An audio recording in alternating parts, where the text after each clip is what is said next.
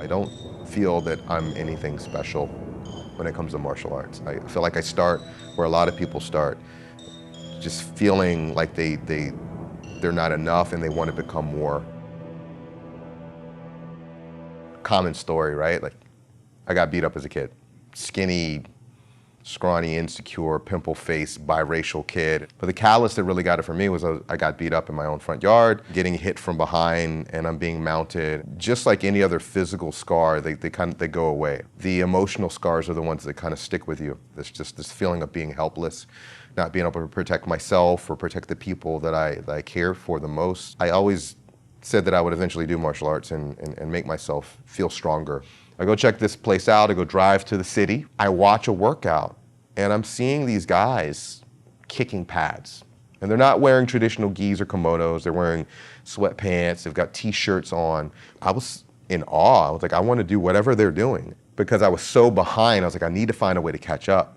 So I would show up at 5:30 in the morning, and it's just me and this big ranger who's a robot just plowing me over and over and over again for months on end. And I learned through the school of hard knocks how to fight, and it made me tough and it made me resilient. And it brought out things in me that I didn't think I had. Fought my first Muay Thai fight at the end of that year, and I remember saying I'm only gonna do it one time. And I beat him. And I remember getting my hand raised at the end, and I remember the crowd roaring and the recognition. All of a sudden, it's like, oh, who's this guy? And for me, it was all about self-worth. I wanted to know that I could do something that I didn't think I could. After that, I was hooked. I was like, there's more to this thing than me just winning this one fight and facing fear one time.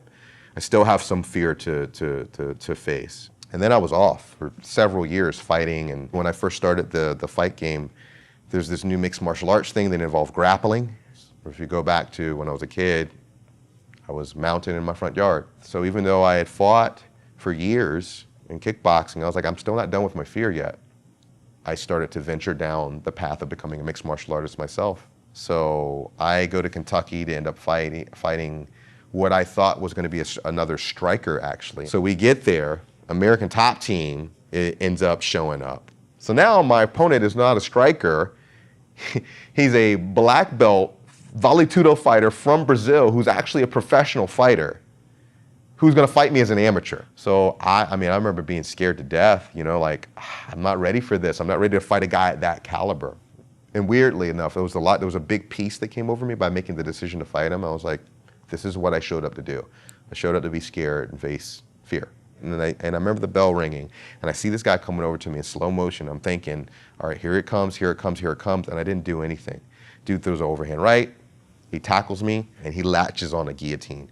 And the choke unravels, and all of a sudden I've got air, I've got blood, I've got life. It's weird what happens when you get put under pressure, because sometimes like time kind of stops. I pull and go, pow, and just knee the guy right in the head. He stands up, and he stumbles behind the referee, and he goes to hide. And the referee looks at him and he calls the fight off. And the fight's over. And I ended up winning my first fight, my first really professional fight for a belt against like a Brazilian killer, like my first fight. I had faced fear, and if one thing I learned about fighting or anything else, that doing anything out of fear, and I did it out of fear for years, afraid of being exposed and being hurt. But if you do anything out of fear, it's not sustainable, it's not healthy for you, and it doesn't feel of my truest self or your truest self. So I decided that I wanted to walk towards love. I wanted to choose love as my inspiration for being on the mats and training and teaching martial arts. And I want to be able to pass that and share it on to people. It doesn't matter whether you want to do it inside of a cage, a ring. It doesn't matter if you want to get up and your fight is just getting up out of bed in the morning and taking care of your kids. That you are a fighter the day you decide to become one. And today might be that day for you. Yeah, man, that's it. All right. Whoa, that was really nice. Thank you. Thank you. That was fun, man.